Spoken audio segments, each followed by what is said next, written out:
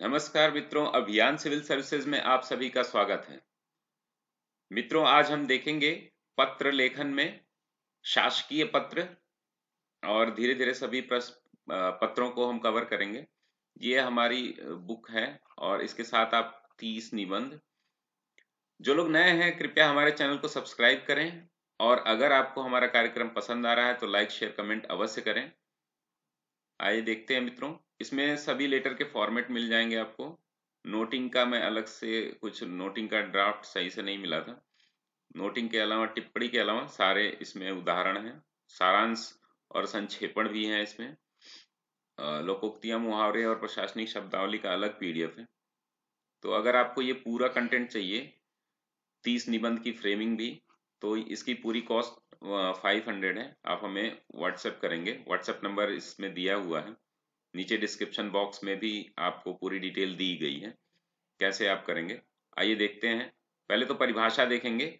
ये WhatsApp number है, आप इस पे व्हाट्सएप करेंगे तो मैं पूरी डिटेल आपको बता दूंगा कैसे आपको कंटेंट मिलेंगे। आइए देखते हैं। सरकारी पत्र की पहले परिभाषा देखेंगे।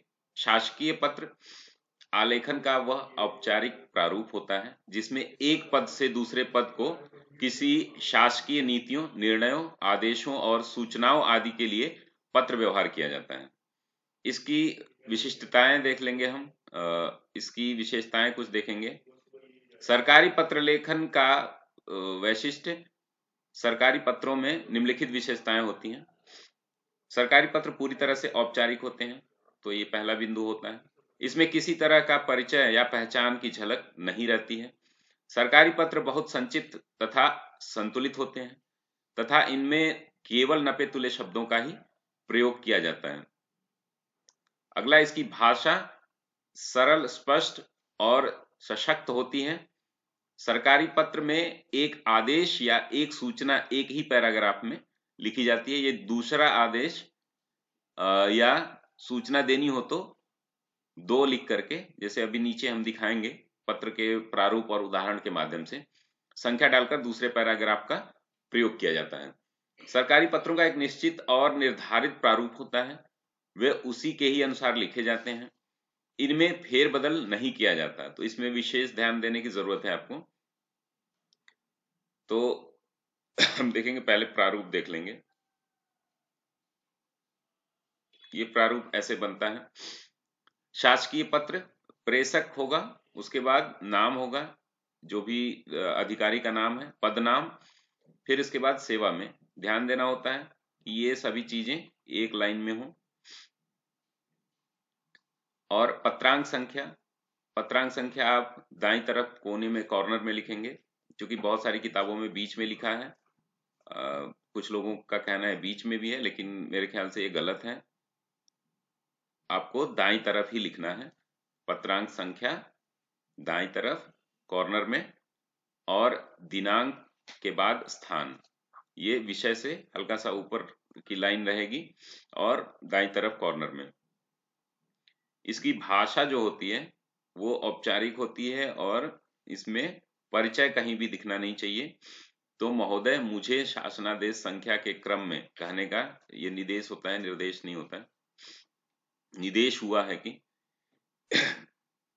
भवदीय हस्ताक्षर, नाम और पदनाम संलग्नक, इसमें 2 या 3 जो भी संलग्नक होंगे उनको क्रम में ऐसे रख देंगे।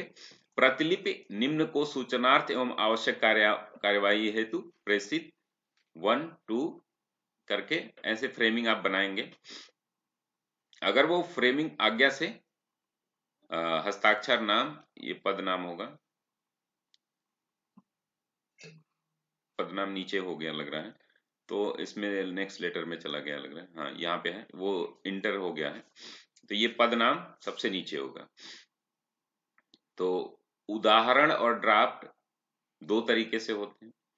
कुछ लोगों का कहना है कि उदाहरण को भी ड्राफ्ट की जगह लिखेंगे, लेकिन मेरे ख्याल से जो पूछा जाए वही बताएं आप।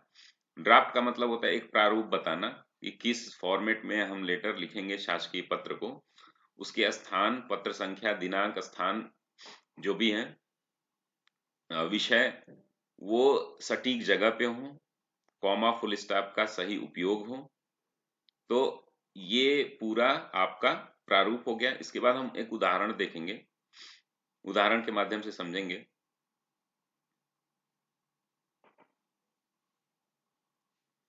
ये इस पेज पे नहीं है, वो उस पिछले पेज पे है। पत्रांक संख्या, पत्रांक संख्या ये है 275/1/45205 प्रेषक सुश्री क ख ग सचिव माध्यमिक शिक्षा परिषद उत्तर प्रदेश, सेवा में सचिव शिक्षा विभाग उत्तर प्रदेश शासन लखनऊ। दिनांक, अब देखेंगे दिनांक 25 नवंबर 2005 प्रयागराज। विषय जनगणना में विभागों की ड्यूटी के संदर्भ में। सेवा में विषय यहाँ पे आप रखेंगे और जनगणना में विभागों की ड्यूटी के संदर्भ में। इस पत्र की भाषा देखिएगा और हो सकेगा तो ऐसी भाषा में पत्र लिखने का प्रयास करिएगा। निवेदन है कि इस कार्यालय में अनेक ऐसे पत्र प्राप्त हुए हैं जिससे ज्ञात होता है कि यह संप्रति चल रहे जनगणना कार्यक्रम में शिक्षकों की ड्यूटी लगाने जाने से प्रधानाचार्यों एवं शिक्षकों में रोष व्याप्त है। इसको रोष कर शेष नहीं है, रोष व्याप्त है। विशेषकर माध्यमिक विद्यालयों के पठन पाठन पर इसका बुरा प्रभाव पड़ने वाला है। दिसंबर और जनवरी के महीने में ही मुख्य रूप से माध्यमिक कक्षाओं के लिए पढ़ाई के महीने होते हैं। फरवरी में हाई स्कूल और इंटरमीडिएट की प्रयोगात्मक परीक्षाएं आरंभ हो रही हैं। उनके तत्काल बाद लिखित परीक्षाएं आरंभ हो जाएंगी। इन सारे कार्यक्रमों में विद्यालय में शिक्षकों की उपस्थिति अपरिहार्य होती है। अतएव प्रार्थना है कि विद्यार्थियों के हित को ध्यान में रखते हुए शिक्षकों को जनगणना कार्य से मुक्त कराने हेतु शासन के उचित स्तर से अविलंब कार्रवाई कराई जाए। तो इस लेटर की भाषा देखिए और शब्दों का प्रयोग देखिए, यही मुख्य होता है। अगर आप अनौपचारिक या औपचारिक कोई भी पत्र लिख रहे हैं तो भाषा उसकी उसी के अनुसार होनी चाहिए और सुव्यवस्थित और सुसंगठित होनी चाहिए। आप लेटर में स्थान तो सही सब कुछ लिख देंगे, लेकिन भाषा का प्रयोग जो है वो आपके लिए बेहद ही जरूरी होता है। वो आपको औपचारिक रूप से ही लिखना होता है, तो उसमें बहुत छोटी छोटी त्रुटियां होती हैं, उनको ध्यान में रखना होता है। अगर इन सब चीजों पे आप ध्यान देखेंगे तो पत्र में आपको पूरे अंक आएंगे। भवदीय हस्ताक्षर क ख ग सचिव, संलग्नक यथोक्त प्रतिलिपि जिला विद्यालय निरीक्षक को आवश्यक कार्रवाई हेतु प्रेषित। आज्ञा से हस्ताक्षर क ख ग सचिव माध्यमिक शिक्षा परिषद। तो ये पूरा आपको फॉर्मेट हो गया है। इसके बाद हम कार्यालय आदेश देखेंगे कल। कार्यालय आदेश के कितने क्या क्या परिभाषाएं होती हैं, कहाँ कहाँ लिखे जाते हैं और इसके मुख्य मुख्य चीजें क्या हैं जिसमें ध्यान रखना चाहिए। और धीरे धीरे सभी पत्रों को हम देख लेंगे। तब तक के लिए धन्यवाद मित्रों। स्वस्थ रहिए, मस्त रहिए, व्यस्त रहिए।